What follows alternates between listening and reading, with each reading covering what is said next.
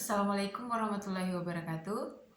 Perkenalkan, saya Arsdayanti dari kelas B, Prodi Pendidikan Bahasa Inggris, Fakultas Keguruan dan Ilmu Pendidikan, Universitas Sulawesi Barat. Hari ini kita akan membahas topik yang sangat fundamental dalam dunia pendidikan dan psikologi perkembangan, yaitu tentang perkembangan individu dan multiple intelligences.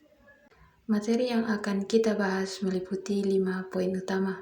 Pertama, tahapan pertumbuhan individu berdasarkan usia. Kedua, tugas-tugas perkembangan yang harus diselesaikan. Ketiga, teori-teori perkembangan dari para ahli. Keempat, konsep multiple intelligences yang menunjukkan keragaman kecerdasan manusia. Dan kelima, studi kasus nyata dengan solusi pembelajaran yang praktis. Sekarang kita masuk ke pembahasan pertama tentang tahapan pertumbuhan individu. Masa bayi.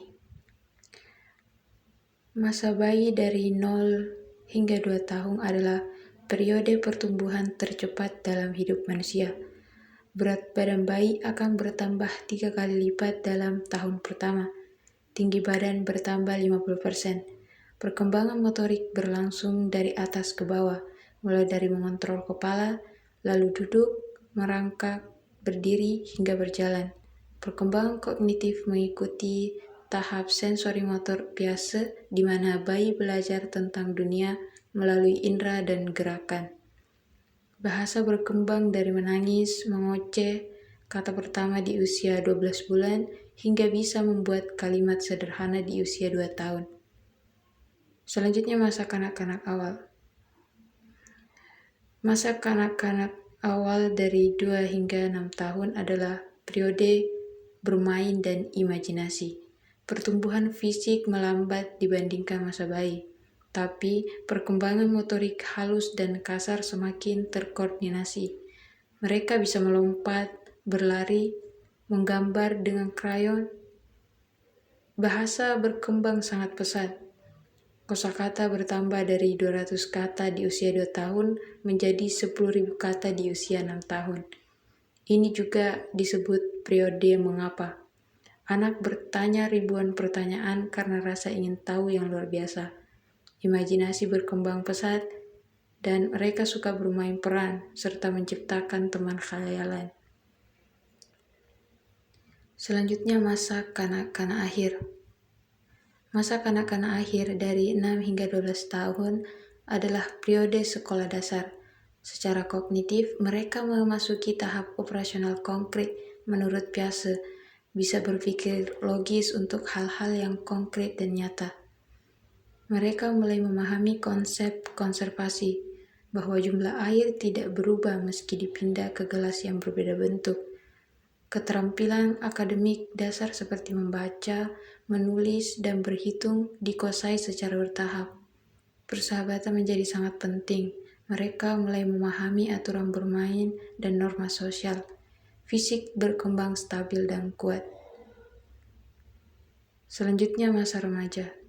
Masa remaja dari 12 hingga 18 tahun adalah periode yang penuh gejolak.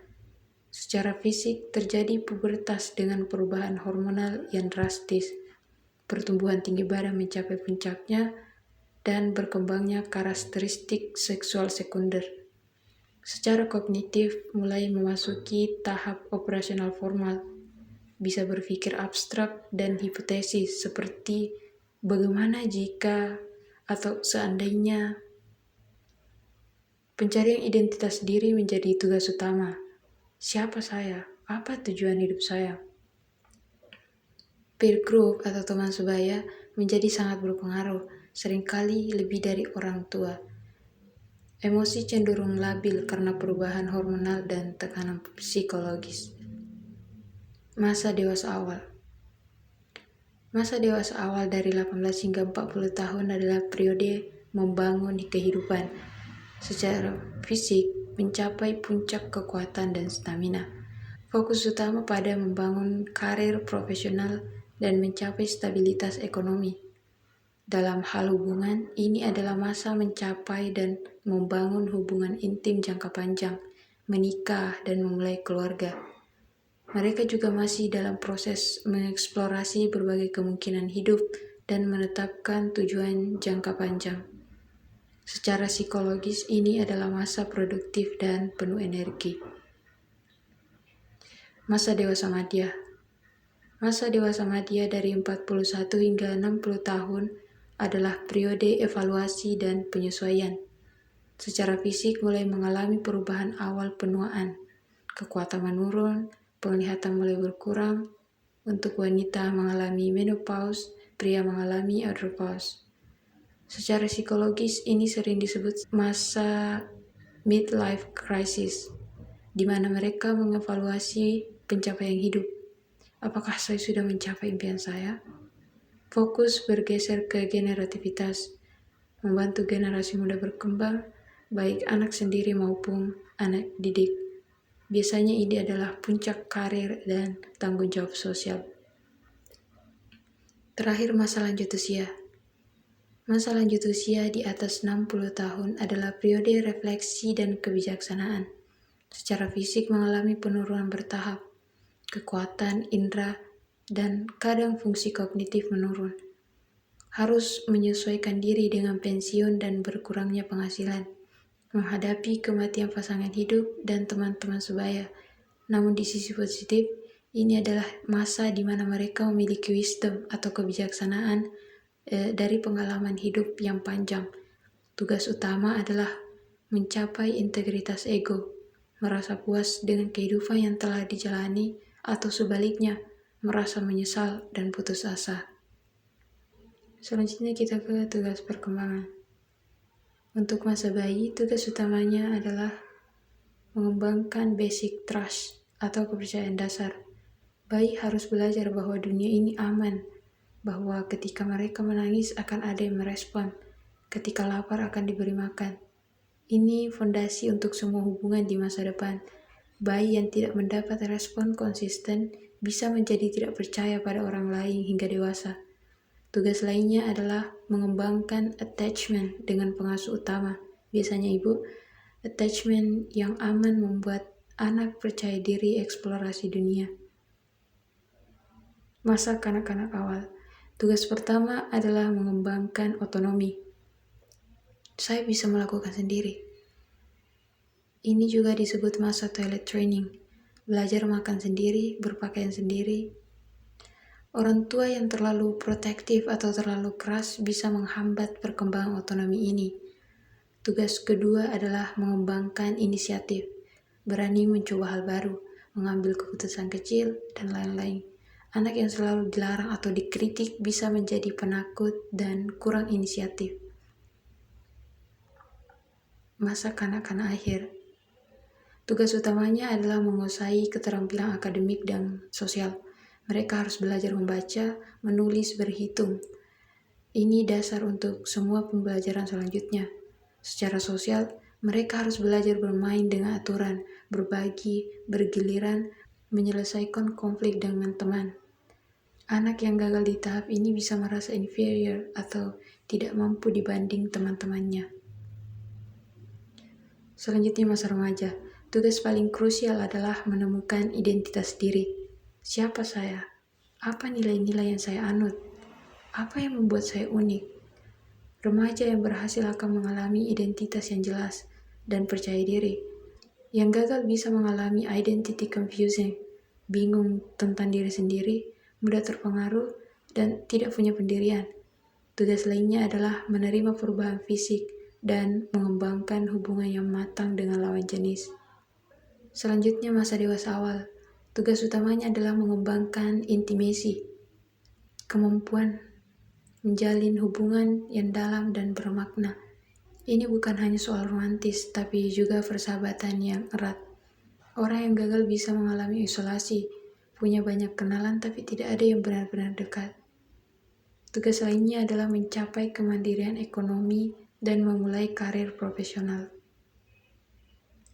Masa dewasa madya.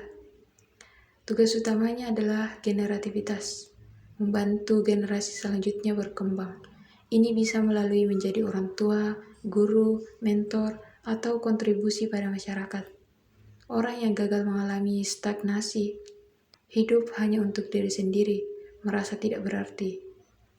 Tugas lainnya adalah mempertahankan standar hidup dan menyesuaikan diri dengan perubahan fisik. Terakhir, masa lanjut usia. Nah, tugas utamanya adalah mencapai integritas ego, merasa puas dan bangga dengan kehidupan yang telah dijalani. Mereka bisa berkata, saya tidak menyesal dengan pilihan-pilihan hidup saya. Yang gagal mengalami despair, menyesal, merasa sia-sia, dan takut mati. Tugas lainnya adalah beradaptasi dengan pensiun, kehilangan orang-orang terdekat, dan penurunan fisik. Sekarang kita bahas teori-teori dari para ahli. Yang pertama adalah Jean Piaget, seorang psikolog Swiss yang menghabiskan hidupnya mempelajari bagaimana anak-anak berpikir. Piaget menemukan bahwa cara berpikir anak sangat berbeda dari orang dewasa, bukan hanya kurang pintar, tapi strukturnya benar-benar berbeda. Ada 4 tahap. Tahap pertama yaitu tahap sensorimotor, dari 0 hingga 2 tahun. Bayi memahami dunia melalui indera dan gerakan. Mereka belum memahami objek permanence. Jika mainan disembunyikan, mereka pikir mainan itu hilang. Makanya, bayi suka bermain ciluk-bak. Di akhir tahap ini, sekitar 18 bulan, mereka mulai bisa berpikir simbolik, menggunakan kata untuk mewakili benda. Tahap kedua itu tahap praoperasional, 2 hingga 7 tahun. Anak sudah bisa menggunakan bahasa dan simbol, tapi pemikirannya masih egosentris. Mereka pikir semua orang melihat dunia seperti yang mereka lihat. Misalnya, ketika bermain petak umpet, mereka tutup mata dan pikir tidak terlihat orang lain. Mereka juga belum memahami konservasi. Jika air dipindah dari gelas pendek ke gelas tinggi, mereka pikir airnya bertambah.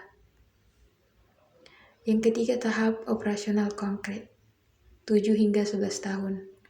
Nah, anak sudah bisa berpikir logis untuk hal-hal yang konkret. Pada tahap ini, mereka memahami konservasi, bisa mengerutkan benda dari besar ke kecil, dan memahami sebab akibat. Tapi mereka masih kesulitan dengan konsep abstrak.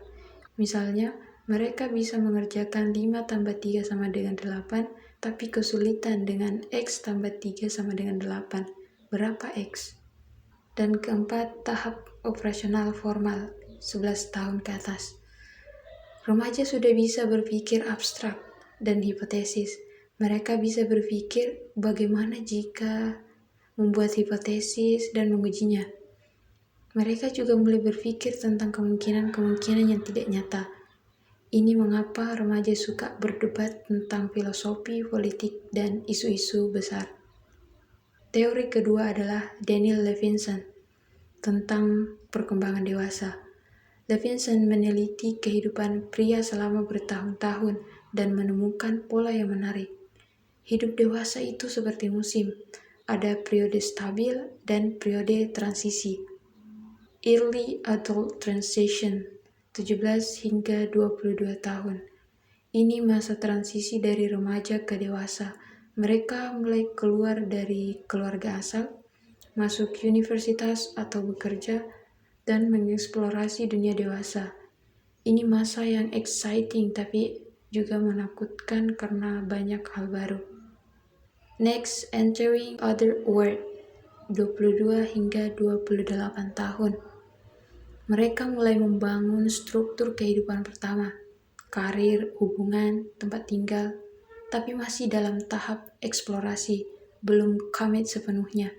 Mereka masih shopping around untuk pilihan terbaik. Yang ketiga, age 30 transition, 28 hingga 33 tahun. Ini periode yang menarik karena banyak orang mengalami quarter life crisis. Mereka mengevaluasi pilihan-pilihan yang sudah dibuat. Apakah ini yang saya inginkan? Apakah saya sudah di jalan yang benar? Banyak yang berganti karir, putus, atau menikah di periode ini. Selanjutnya settling down, 33 hingga 40 tahun. Setelah masa transisi, mereka mulai membangun struktur kehidupan yang lebih stabil, fokus pada advancement, naik jabatan, punya rumah, membesarkan anak. Ini periode paling produktif dan fokus. Terakhir, midlife transition, 40 hingga 45 tahun. Ini yang terkenal dengan midlife crisis. Mereka mengevaluasi separuh hidup yang sudah berlalu. Apakah saya sudah mencapai impian muda saya? Masih adakah waktu untuk perubahan besar? Banyak yang mengalami depresi, berselingkuh, atau membuat keputusan drastis di periode ini. Sekarang kita masuk ke konsep yang revolusioner dari Howard Gardner tentang multiple intelligences. Sebelum Gardner, orang percaya kecerdasan itu satu, diukur dengan IQ. Anak yang IQ-nya tinggi dianggap pintar, yang rendah dianggap bodoh. Gardner mengatakan ini salah besar. Gardner mengajukan bahwa ada 8 jenis kecerdasan yang relatif independen. Seseorang bisa sangat tinggi di satu kecerdasan, tapi rendah di yang lain. Dan ini normal. Mari kita bahas satu persatu. Yang pertama, kecerdasan linguistik verbal. Ini kemampuan menggunakan kata-kata secara efektif. Orang dengan kecerdasan ini tinggi biasanya pandai bercerita, menulis, berdebat, dan mengingat informasi verbal. Mereka bisa bermain dengan kata-kata, membuat puisi yang indah, atau pidato yang menggugah. Dalam belajar, mereka lebih suka mendengar penjelasan, membaca, dan berdiskusi. Yang kedua, kecerdasan logis matematis. Ini kemampuan menggunakan angka dan logika. Mereka pandai menghitung, menganalisis pola, berpikir ilmiah, dan memecahkan masalah matematis. Mereka suka bertanya mengapa dan bagaimana, mencari pola dan hubungan sebab akibat. Dalam belajar, mereka suka eksperimen, data, dan penjelasan yang logis. Yang ketiga, kecerdasan spasial visual. Ini kemampuan memahami ruang dan visualisasi. Mereka pandai membayangkan bentuk 3 dimensi, navigasi, menggambar, dan merancang. Mereka punya mata yang tajam untuk detail visual, bisa membaca peta dengan mudah, dan pandai mengatur ruang. Dalam belajar, mereka butuh diagram, gambar, dan visualisasi. Keempat, kecerdasan musikal. Ini kemampuan memahami dan menciptakan musik. Mereka peka terhadap ritme, melodi, harmoni, dan nada. Mereka bisa mendengar musik dalam pikiran, peka terhadap suara yang fals, dan pandai memainkan alat musik. Dalam belajar, mereka suka lagu, ritme, dan pola suara. Yang kelima, kecerdasan kinestetik jasmani. Ini kemampuan menggunakan tubuh untuk mengekspresikan ide dan perasaan. Mereka pandai dalam olahraga, tari, kerajinan tangan, dan akting. Mereka butuh bergerak untuk berpikir, punya koordinasi yang baik, dan pandai membuat kerajinan. Dalam belajar, mereka butuh hands-on experience dan aktivitas fisik. Keenam, kecerdasan interpersonal. Ini kemampuan memahami dan berinteraksi dengan orang lain. Mereka pandai membaca emosi, motivasi, dan keinginan orang lain. Mereka populer, pandai bernegosiasi, bisa memotivasi orang lain, dan memiliki empati yang tinggi. Dalam belajar, mereka suka diskusi kelompok, kerja tim, dan interaksi sosial. Yang ketujuh, kecerdasan intrapersonal. Ini kemampuan memahami diri sendiri. Mereka tahu kekuatan dan kelemahan diri, motivasi internal, dan perasaan sendiri. Mereka reflektif, mandiri, dan punya motivasi internal yang kuat. Dalam belajar, mereka suka belajar sendiri, refleksi, dan proyek individual. Dan yang terakhir, kecerdasan naturalis. Ini kemampuan mengenali dan mengkategorikan alam. Mereka pandai membedakan spesies, memahami ekosistem, dan peka terhadap lingkungan. Mereka suka alam, peduli lingkungan, dan pandai berkebun. Dalam belajar, mereka suka observasi alam, eksperimen outdoor, dan topik tentang lingkungan. Sekarang kita ke studi kasus. Kita lihat kasus nyata di kelas. Ada Andi yang pandai matematika tetapi susah menulis, dan Lala yang pandai menulis tapi lemah matematika.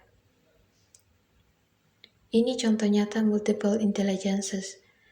Andi dominan logis matematis, sedangkan Lala dominan linguistik verbal. Dalam sistem pendidikan tradisional, Andi mungkin dianggap lebih pintar karena matematika sering dianggap indikator kecerdasan utama. Lala mungkin merasa bodoh karena nilai matematikanya rendah. Padahal keduanya pintar, hanya di bidang yang berbeda. Ini adalah bukti nyata bahwa kecerdasan itu majemuk, tidak tunggal. Solusinya bukan memaksa Andi menjadi penulis atau Lala menjadi matematikawan, tetapi menggunakan kekuatan mereka untuk membantu kelemahan. Andi bisa belajar menulis dengan struktur logis seperti membuat outline bernomor atau menulis laporan dengan data. Sedangkan Lala bisa belajar matematika lewat cerita, seperti Princess Sarah punya 10 apel. Dia bagi ke 5 temannya. Mereka juga bisa saling mengajar. Andi mengajari Lala logika, Lala mengajari Andi bercerita. Penilaiannya juga harus adil, tidak hanya menggunakan tes tulis. Andi mungkin lebih baik presentasi menggunakan data dan grafik untuk menunjukkan pemahaman bahasa. Sedangkan Lala mungkin lebih baik menjelaskan rumus matematika dengan kata-kata daripada mengerjakan soal hitungan.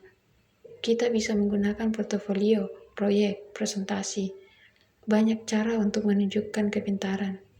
Yang penting bukan seberapa pintar, tapi pintar dalam hal apa. Jadi kesimpulannya, setiap orang itu unik dan berkembang dengan caranya sendiri. Kita tidak bisa memaksa mawar jadi melati, tetapi kita bisa membantu mawar menjadi mawar terbaik dan melati menjadi melati terbaik. Setiap individu adalah bintang di bidangnya masing-masing. Tinggal kita pandai-pandai menemukan dan mengasahnya. Mungkin itu saja penjelasan dari saya. Terima kasih. Wassalamualaikum warahmatullahi wabarakatuh.